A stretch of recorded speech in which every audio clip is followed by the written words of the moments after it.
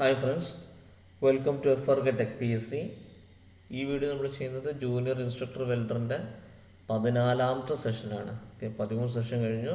10 objective ക്വസ്റ്റ്യൻസും ആൻസേഴ്സും അടങ്ങുന്ന 14ാമത്തെ സെഷനാണ് നമ്മൾ ഈ വീഡിയോയിൽ ഉൾപ്പെടുത്തിയത്. ഓക്കെ, അപ്പോൾ നമുക്ക് വീഡിയോയിലോട്ട് പോവാം. First question: for every 1 kg of calcium carbide used, the amount of acetylene produced is about 200 litre, 300 litre, 400 litre, 500 litre. Repeated question ആണ്, അല്ല ഓർമ്മയില്ലേ? നമ്മൾ ഇതിൻ്റെ മുന്നത്തെ വീഡിയോ കണ്ടിട്ടുണ്ടെങ്കിൽ ഓർമ്മ ഉണ്ടാവും. അതിൻ്റെ ആൻസർ വരുന്നത് 300 ലിറ്റർ ആണ്. ഓക്കെ, 300 ലിറ്റർ ആണ് കറക്റ്റ് ആയിട്ടുള്ള ആൻസർ. 1 കിലോഗ്രാം കാൽഷ്യം കാർബൈഡ് നമുക്ക് എന്ത് കിട്ടും? 300 ലിറ്റർ അസറ്റിലിൻ പ്രൊഡ്യൂസ് ചെയ്യാൻ കഴിയും. അടുത്ത question: which one of the following test makes the use of sound waves? Sound wave ഉപയോഗപ്പെടുത്തിയിട്ട് ഏത് ടെസ്റ്റാണ് നടത്തുന്നത്? Radiographic, ultrasonic, dye penetrant, magnetic particle test. അതിൻ്റെ ആൻസർ വരുന്നത് അൾട്രാസോണിക് ടെസ്റ്റാണ് കേട്ടോ. അൾട്രാസോണിക് ടെസ്റ്റിലാണ് സൗണ്ട് വേവ്സ് യൂസ് ചെയ്യുന്നത്. ഇനി റേഡിയോഗ്രാഫിക് ടെസ്റ്റിൽ നമ്മൾ എന്താ യൂസ് ചെയ്യുക? എക്സ്റേ അല്ലേ? എക്സ്റേ ആണ് യൂസ് ചെയ്യുക. ഡൈ പെനിട്രൻ്റിലാണെങ്കിൽ ലിക്വിഡ് ഡൈ യൂസ് ചെയ്യും. മാഗ്നറ്റിക് പാർട്ടിക്കിളിന് ആസിഡിസ് മാഗ്നറ്റിക് പാർട്ടിക്കിൾസ് തന്നെയാണ് യൂസ് ചെയ്യുക. അപ്പോൾ നോക്കി നോക്കാം. അൾട്രാസോണിക് ടെസ്റ്റിൽ എന്താണുള്ളത്? ഇവിടെ ഒരു പ്രോബ് ഉണ്ടാവും കേട്ടോ, ഒരു പ്രോബ് ഉണ്ടാവും. ഇതാണ് വെൽഡ് ചെയ്ത ഒരു സോൺ. അപ്പോൾ ഇവിടേക്ക് നമ്മൾ സൗണ്ട് വേവ്സ് കൊടുക്കും, അതൊരു എക്കോ ആയിട്ട് തിരിച്ചിങ്ങനെ കയറി വരും. അതിങ്ങനെ ഒരു ഗ്രാഫിൽ ഇങ്ങനെ പ്ലോട്ട് ചെയ്ത് ഇങ്ങനെ പോകുന്നുണ്ടാവും. ഇനി അതിൻ്റെ ഇടയിൽ ക്രാക്ക് വരുമ്പോൾ എന്തുണ്ടാവും? സൗണ്ട് വേവ്സ് പെട്ടെന്ന് തന്നെ അടിച്ച് തിരിച്ചു വരും. അപ്പോൾ ആ ഒരു വേവാണ് ഇവിടെ കാണിക്കുന്നത്. അപ്പോൾ നമുക്ക് മനസ്സിലാവും അവിടെ ഒരു ക്രാക്ക് ഉണ്ട് എന്നുള്ളത് മനസ്സിലാവും. ഓക്കെ, അതാണ് അൾട്രാസോണിക് ടെസ്റ്റ്. അടുത്ത question: liquid penetrant test is used for detecting surface defects, near surface defects, sub surface defects, deep surface defects. Liquid penetrant test ഏത് ഡിഫക്റ്റ് ആണ് ഡിറ്റക്ട് ചെയ്യുന്നത്? സർഫസ് ഡിഫക്ട്സ് ആണ് ഡിറ്റക്ട് ചെയ്യുന്നത്. ഓക്കെ, അപ്പോൾ നോക്കാം. ഇപ്പോൾ നമ്മളൊരു വെൽഡ് മെറ്റീരിയൽ, ഒരു പാനൽ മെറ്റീരിയൽ കൊണ്ട് നമ്മൾ വെൽഡ് ചെയ്യുന്നെങ്കിൽ ഒരു ക്രാക്ക് ഉണ്ടെങ്കിൽ, ഓക്കെ, ക്രാക്ക് ഉണ്ടെങ്കിൽ നമ്മളെന്താ ചെയ്യും? ആ ഒരു ഭാഗം, ഒരു കമ്പോണൻ്റ് ആദ്യം ക്ലീൻ ചെയ്ത് അതിൻ്റെ മുകളിൽ ലിക്വിഡ് ഡൈ അപ്ലൈ ചെയ്യും. ഓക്കെ, അതാണ് പെനിട്രൻ്റ് അല്ലെങ്കിൽ ലിക്വിഡ് ഡൈ. എന്നിട്ട് അതിൽ നമ്മളെന്താക്കും? നല്ല വൃത്തിയുള്ള ക്ലോത്ത് എടുത്തിട്ട് തുടച്ചിട്ട് വൃത്തിയാക്കും. അപ്പോൾ എന്ത് സംഭവിക്കും? സർഫസിലുള്ള ലിക്വിഡൊക്കെ പോകും, ഡൈ ഒക്കെ പോയിട്ട് ആ ഒരു ക്രാക്കിലുള്ളത് മാത്രം അവിടെ തന്നെ നിൽക്കും. അത് നമ്മൾ തുടയ്ക്കുന്നതിൽ വരില്ല. ഇനി നമ്മളൊരു പ്രത്യേക തരം ലൈറ്റിൻ്റെ ചുവട്ടിൽ അത് വെച്ച് കഴിഞ്ഞാൽ അത് എന്ത് സംഭവിക്കും? അത് റിഫ്ലക്റ്റ് ചെയ്ത് കാണിക്കും. അവിടെ നമുക്ക് ക്രാക്ക് ഉണ്ടെന്ന് മനസ്സിലാവും. അതാണ് ഡെവലപ്പിംഗ് എന്ന് പറയുന്നത്. ഓക്കെ, അത് കഴിഞ്ഞാൽ ഇൻസ്പെക്ഷൻ. അപ്പോൾ അതാണ് ലിക്വിഡ് പെനിട്രൻ്റ് ടെസ്റ്റ്. അടുത്ത question: contact tip of GMAW torch made by aluminium, copper, nickel, SS. GMAW എന്താണ്? ഗ്യാസ് മെറ്റൽ ആർക്ക് വെൽഡിങ് കേട്ടോ. അതിൻ്റെ ടോർച്ചിൻ്റെ കോണ്ടാക്ട് ടിപ്പ് എന്തുകൊണ്ടാണ് ഉണ്ടാക്കിയത്?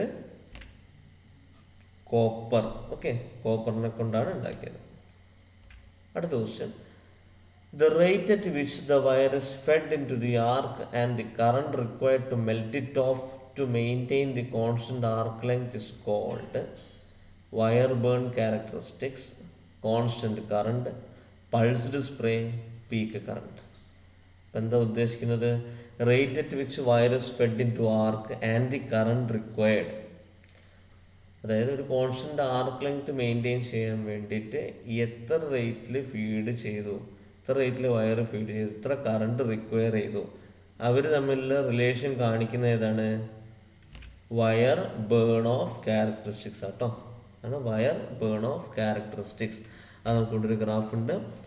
ഇതാണ് വയർ സ്പീഡ് ഫീഡ് Y ആക്സിസിലും വെൽഡിങ് കറണ്ട് X ആക്സിസിലും കൊടുത്തു കഴിഞ്ഞാൽ നമുക്ക് കിട്ടുന്ന ഒരു പ്രൊഫൈൽ, അതാണ് wire burn off characteristics. Okay, wire burn off characteristics note ചെയ്യുക കേട്ടോ. അപ്പോൾ ഈ ഗ്രാഫിൽ കാണുന്നത് ഓരോ ഡയമീറ്റർ ഇലക്ട്രോഡിനുള്ള വയർ ബേൺ ഓഫ് ക്യാരക്ടറിസ്റ്റിക്സ് ആണ്. ഇപ്പോൾ 0.35 ഇഞ്ച് ആണെങ്കിൽ അതിൻ്റെ പ്രൊഫൈൽ ഇങ്ങനെയാണ് പോവുക.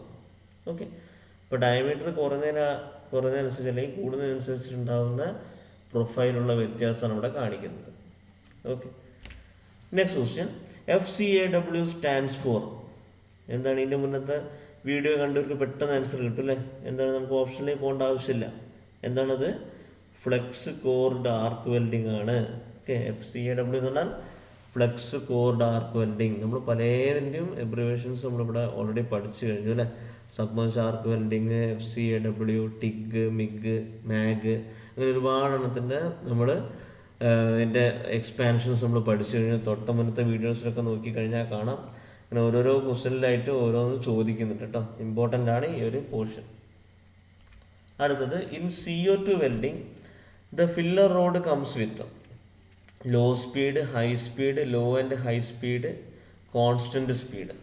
CO2 വെൽഡിംഗ് എന്ന് പറഞ്ഞാൽ CO2 അതായത് carbon dioxide shielding gas ആയിട്ട് ഉപയോഗിച്ചിട്ട് വെൽഡ് ചെയ്യുന്ന രീതി, അതാണ് CO2 വെൽഡിങ്.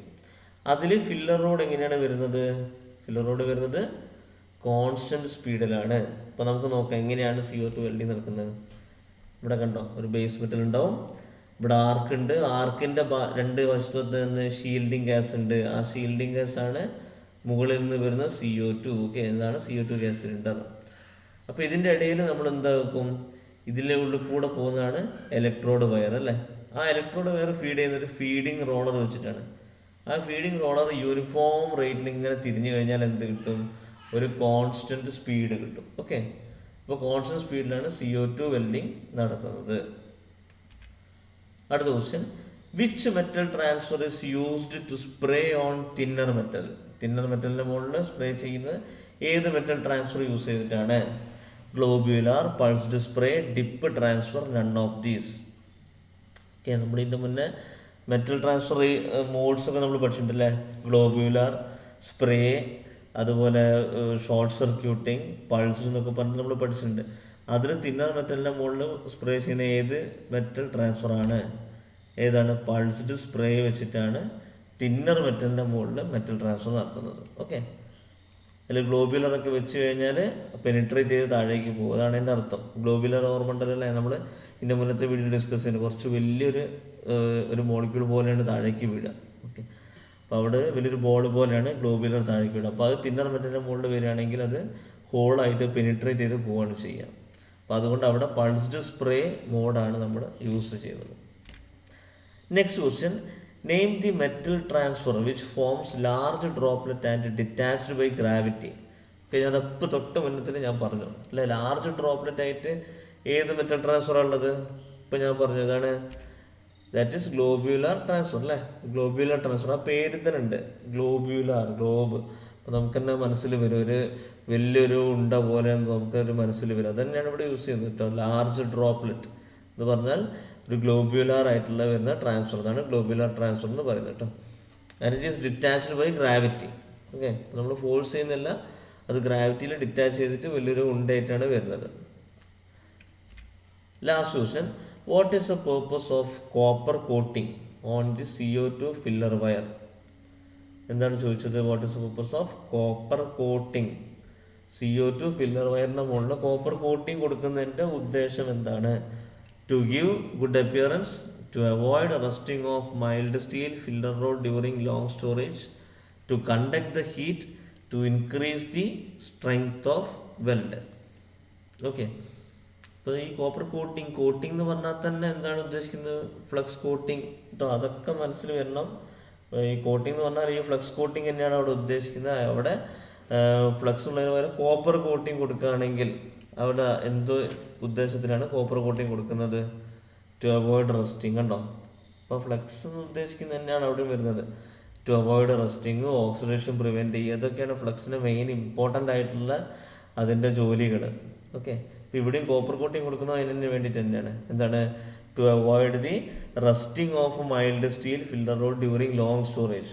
ഒരുപാട് കാലം മൈൽഡ് സ്റ്റീൽ ഫില്ലർ റോഡ് സൂക്ഷിച്ച് വെക്കുമ്പോൾ അത് റസ്റ്റ് പിടിക്കാതിരിക്കാൻ വേണ്ടിയിട്ടാണ് കോപ്പർ കോട്ടിംഗ് കൊടുക്കുന്നത്. ഓക്കെ, അപ്പോൾ ഇത്രയാണ് ഈ ഒരു വീഡിയോയിൽ നമ്മൾ ഉൾപ്പെടുത്തിയ ക്വസ്റ്റ്യൻസ്. നിങ്ങൾ കറക്റ്റായിട്ട് നോട്ട് മെയിൻറ്റെയിൻ ചെയ്ത് കൃത്യമായിട്ട് പോവുക. നമുക്ക് ഇനി അപ്കമിങ് വീഡിയോസിൽ ഇനിയും ഒരുപാട് ചോദ്യങ്ങളായിട്ട് നമുക്ക് മീറ്റ് ചെയ്യാം. So for the time being, thanks.